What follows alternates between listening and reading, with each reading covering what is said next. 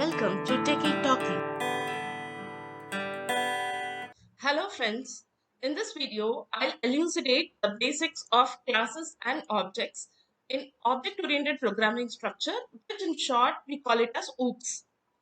In the OOPS language, the program is designed to organize data into objects and the relationship between them will be identified. The objects created in Python or in any object oriented programming language will be based on a blueprint named class. Example that I'm giving here is for you to understand what the class and the objects are. I have a blueprint of a house. I have not built it. So it is just on a paper indicating the model of the house that needs to be built.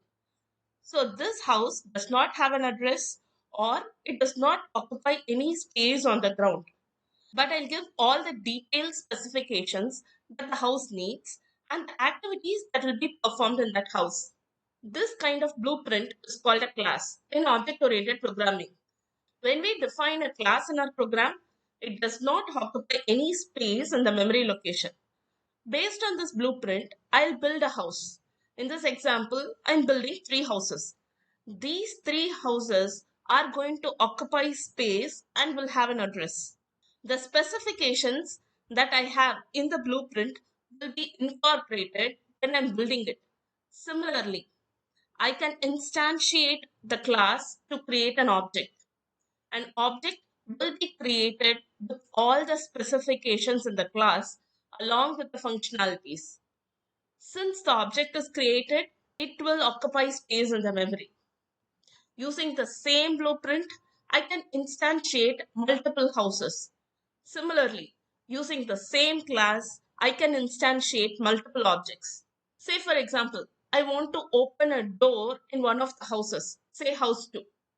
I'll have to refer to it as door of house 2.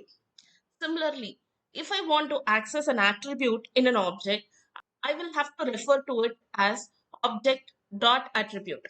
A class will have attributes and methods. During instantiation, memory will be allocated for all the attributes. Now, what is an attribute and a method? This is a class house. Any house will have a building number, street name, city, state, country, and so on that are tied to it.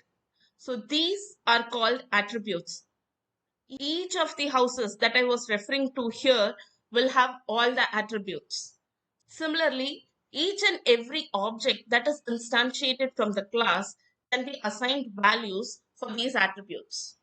Now, what is a method? Methods are functions that belongs to the corresponding object.